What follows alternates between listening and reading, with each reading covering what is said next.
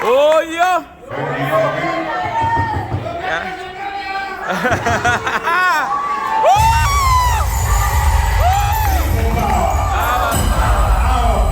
People power. NUP. Everywhere. Everywhere. NUP. Mr. President, when we came to Canada, we had our first activity in Ottawa. Yeah.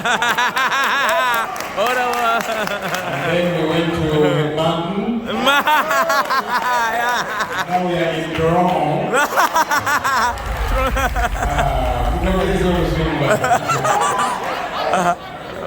So the first one we had was a very exciting one. Then the second one in Mr. President told us, but that place sounds like a different way. Why can't we go? We had a very exciting meeting. Several Ugandans were there. And so we're looking forward to what will be here today. We are glad you have challenged them. Thank you for coming out.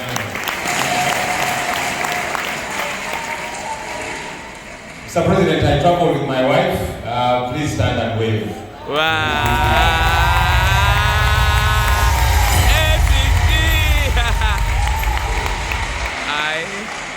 I've told this story a few times in Uganda. One of those days, I was trying to power. Now, for people power, you know, you work in there, you never to work on Tiagas, never Tiagaranya general. So, to the Motoka, your president, Waka, President Daniel, Kati, SENYONYI. Babu Changara, Nisaba Kubye, Waka, Charawan, Babi, we will not die. By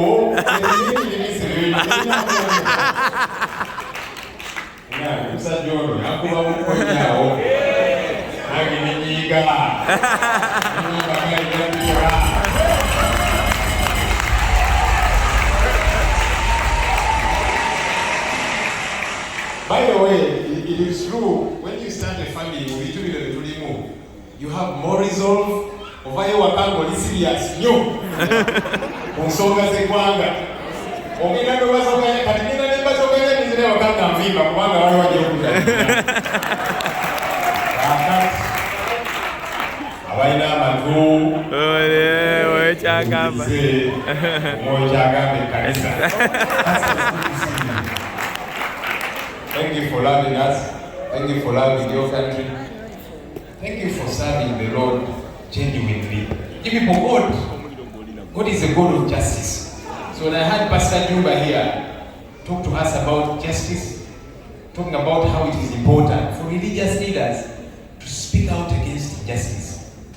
When you read the Bible, that's what serious religious leaders back then were doing. Yeah. They would face kings, and kings who were presidents back then were a lot more powerful than today. A king would say, but there were prophets, men and God, who would stand up to them and say this is wrong. And some were killed, but they stood up. Thank you for standing up against him. Yeah. I want to appreciate our leadership in Canada. Thank you for making us proud. Thank you for uniting these people. You know, when you are away from home, it is harder. Everyone is struggling somewhere. You're trying to make ends meet. You're trying to settle in. But I appreciate our teams that have done everything possible to make sure we remain united. We keep working as hard as we can to see that Uganda gets better.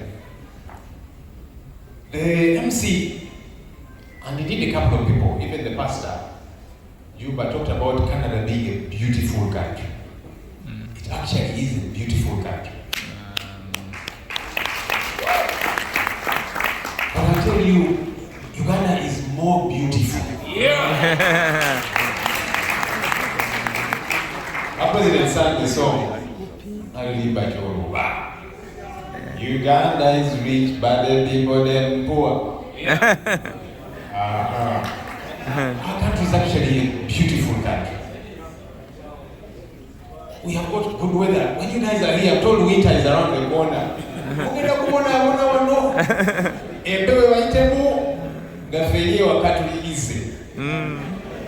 When it gets hot during the summer, I understand the heat wave kills some people this side of the world. That's not the situation with Uganda. It's a beautiful country. No wonder it was called the Pearl of Africa by Sir Winston Churchill. But you see, beautiful as the country is, it is very poor because it is badly governed.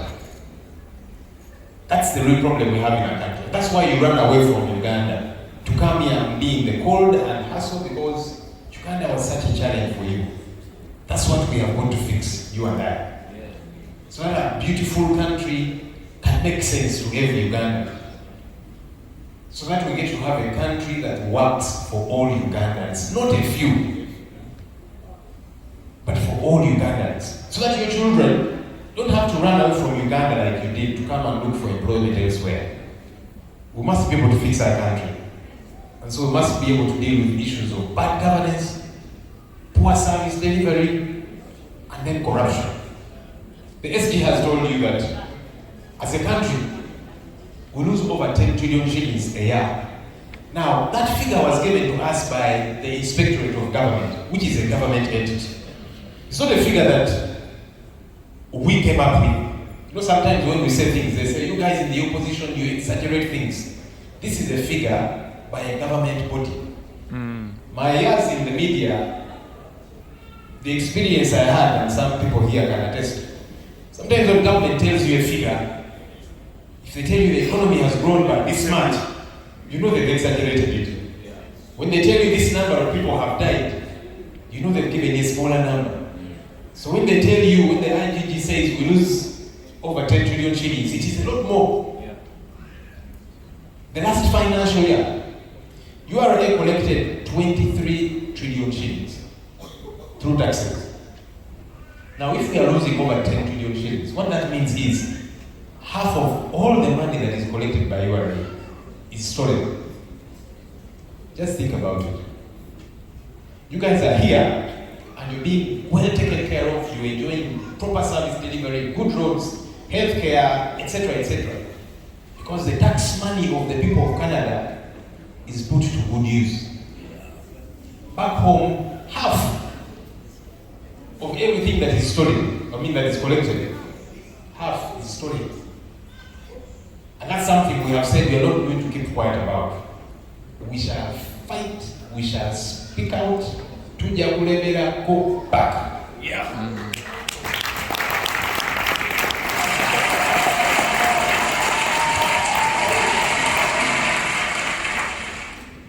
Today is Sunday. Back home, they are getting into Monday. A few hours ago, the Speaker of Parliament, ANITA Among Magogo, was in Bukedia with Mr. Museveni, and they were opening up a stadium, which he has built in that area, a private stadium. Not long ago, they were there opening a hospital, a teaching hospital, private, belonging to her, and then a school belonging to her, and many other things that she has put up. Maybe a year or so ago, Mr. Museveni was at a function, and he told the IGG, who was saying, let's do a lifestyle audit. If, as a government official, you earn 5 million shillings, and you have been earning 5 million, let's say for 5 years, but you have got unexplainable investments, help us understand where you got this money from. Then you can tell us, okay, you inherited it, or I don't know, whatever the case might be. Sometimes I told the IGG, you go slow on these things. Because when you go hard on them, the money they're stealing, they're going to invest it elsewhere. This is investing it in Uganda. Did you guys hear that statement? Yes. That's what Mr. Museveni said. He said that this is investing the money they steal in Uganda. But they're investing in their private entities. Yeah. It's not like they're building public hospitals, they're building private hospitals that people are going to pay. They're building, apartments and so on, private things. They don't belong to the country. And Anita Mom, being a good student of Museveni, she was in Luego a few weeks ago. And she said, you see, it is okay to steal taxpayers' money as long as you share with your voters. Did you hear that statement? Yes. I said, what's wrong with this woman? When I talk about her, some people think, what's Mwagaro, but you see, Yes. Yes, that's my problem. I don't care about the skin color, white is black or yellow or white or whatever. My concept is respect. And that's what bothers me. And that's why I will not keep quiet about this tiger. Let me tell you something about this woman.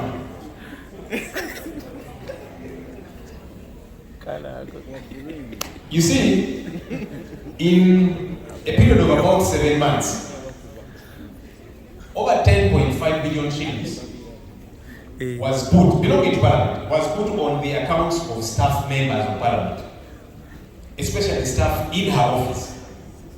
They would go withdraw the money and give it to her. The period of 6 to 7 months last year, 10.5 billion.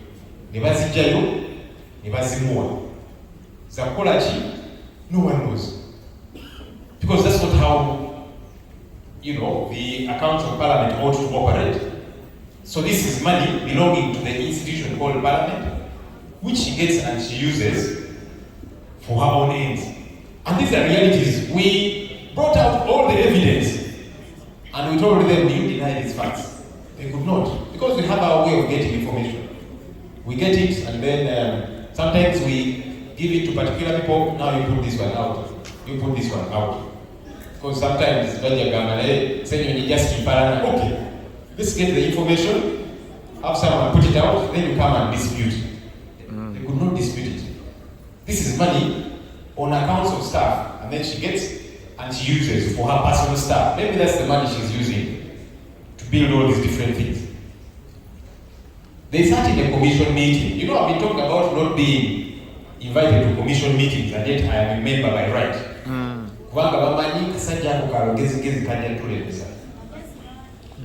She gave herself a contract. She owns a radio station in Mukedia called Mama Mukedia FM. She gave that radio station a contract worth 3.1 billion shillings.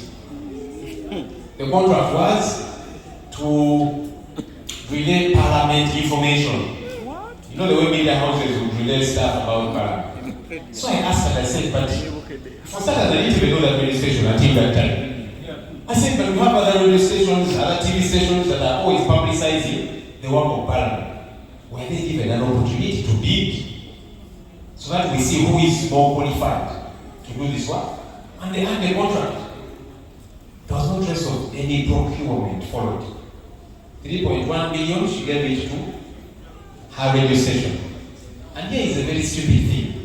Some of these things, they're not smart. The people who signed the contract on behalf of the radio station are staff members in her office. They signed as managers of the radio station. Wow. We know what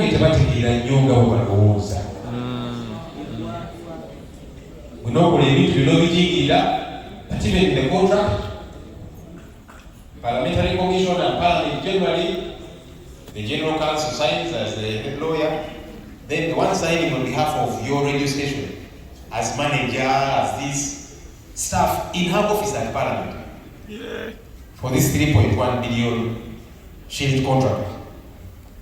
I'm sure you saw recently that 532 million shillings was spent to build an electric fence and to buy solar lights for the compound of the speaker in her private residence. Wow. 532 million shillings for solar lights and to put razor wiring at her private home in Mukedia. You saw that home that is as big as this hotel? Yeah, that's the home. Her private home. 532 million shillings. Not her salary. Taxpayers' money. But how does that make sense? You help me understand. And then when we get annoyed and we speak about these things, they say, you just like to oppose everything. Why would I not oppose such a thing? You want a salary, a good one, and allowances. Use your money to, I don't know, now she will want a jacuzzi at her home and then the taxpayer will build the jacuzzi at an inflated price. This is like you heard about the generators. Yes. two 80 kV generators that were bought at 591 million shillings for private homes. If you're saying that electricity is a challenge in Uganda, it is on and off, every Ugandan suffers it. But those who have decided either to put solar in their homes or to buy generators, they have used their money to buy these things. But for you, you have decided, no, I'll use taxpayers' money to buy this thing for my private home. How does that make sense? How? And then you wonder why we are where we are. You wonder why our roads are in terrible shape, why there's no medicine in hospitals. You wonder, no, you should wonder no more. The answers are very clear. I've severally been complaining about staffing at Parliament, where she will hire her relatives, her in-laws, outlaws, and then we put in that category. In Parliament. Ridiculous things that are happening. And somehow people expect us to keep quiet. To be quiet.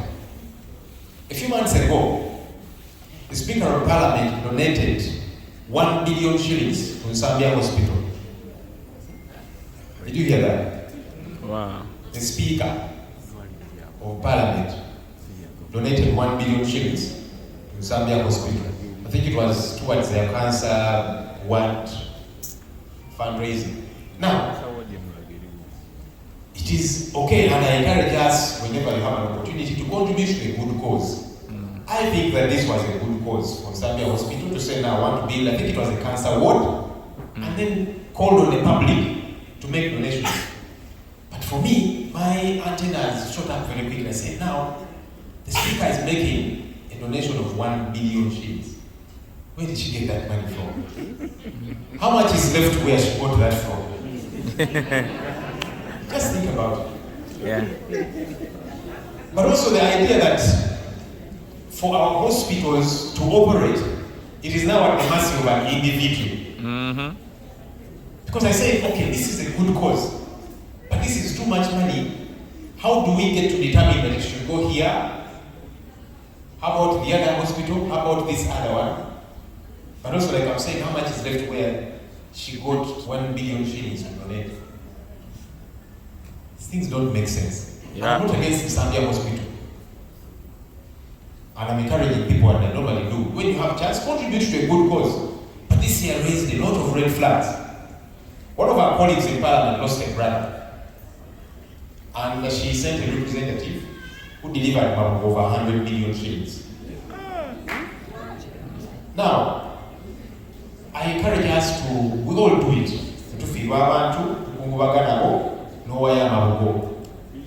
But now this is just one particular, there are many people who died and so on. But one of our colleagues, an MP, lost his brother. It's a gentleman. The Speaker sends 100 million shillings. Where does this money come from? And when I talk about these things, SENYONYI, he hates the Speaker. I don't know what. I hate the theft. I hate the thuggery. And I don't keep quiet about this thuggery.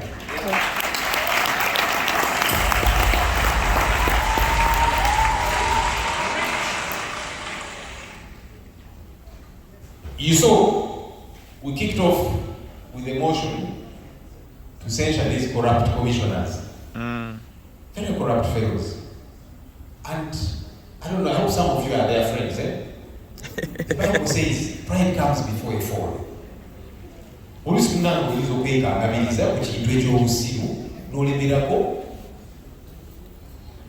then eventually, as the Bible says,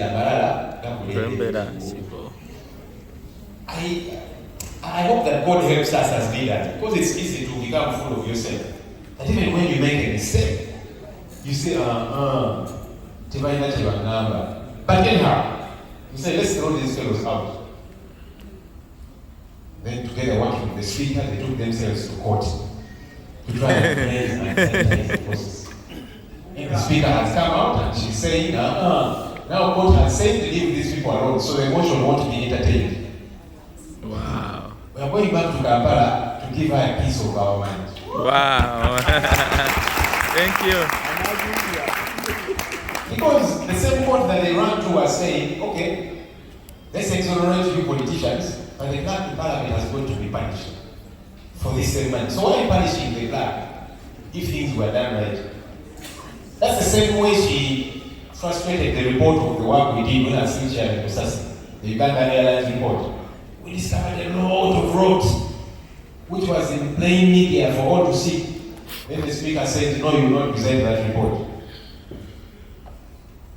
We must fight this nonsense. I call it nonsense because really that's what it is. I think it's the MC who was talking about the chambers of parliament. The chambers of parliament, the new chambers of parliament were meant to be completed in 2019. Wow. Of course, the reason behind that is every village now is becoming a constituency, which is problematic. I hope we can sober up one day as a country. It is not right. So anyhow, new chambers are to be built. Up to now, they keep extending the completion date. I keep hearing, when you're in the parliament, you hear people knocking, but when you look outside to see what is happening, you see like 2 or 3 guys knocking. There's no real work going on. We are in 2024, and there's no progress you can talk about. But let me tell you why. Parliament now rents several buildings. There's one called Kingdom Kampala.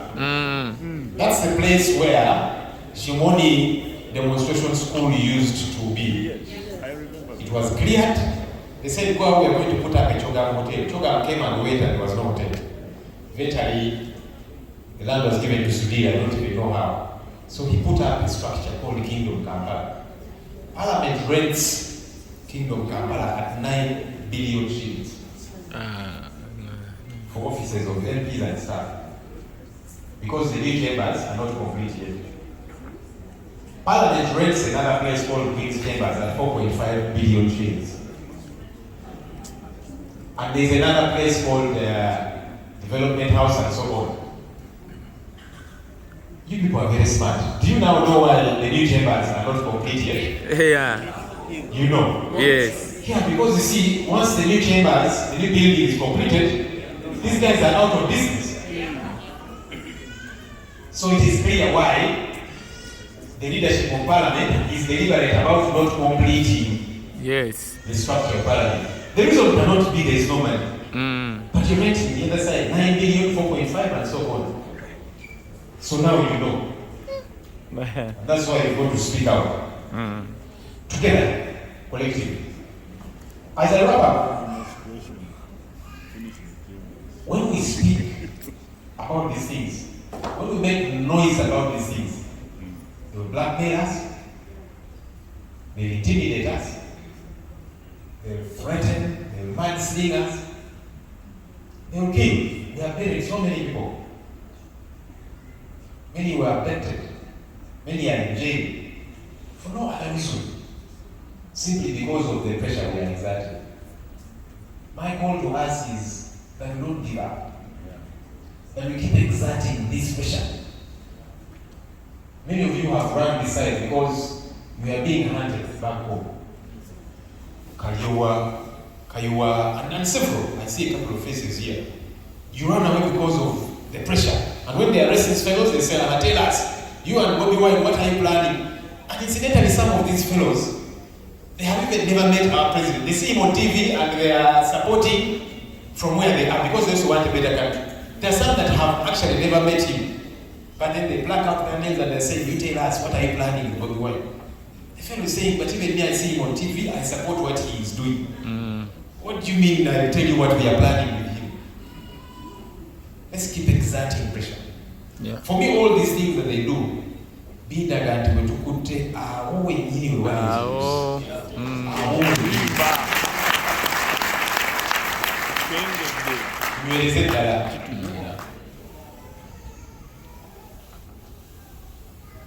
Ladies and gentlemen, we came with the now council Bere obulanywa Kylie Slim Tea ng'omanyi toyina gy'olaga ajja kuleetemu okutabuka gwo mu lubuto okutonotono naye oluvannyuma lw'ennaku 3 ojja kutereera abalina sukaali abaana abatannawa kuweza myaka 12 nammwe abayonsa abaana nga tebannaweza mwezi gumu temutawaana paketi ya Kylie Slim Tea egula emitwalo 15 ate nga bagikuleetera wennyini w'oli ate gwali emunaayira ogifuna ku mitwalo 2 obula gw'oteekako ez'okugikuleetera okumanya ebisingawo kuba essimu 0701 6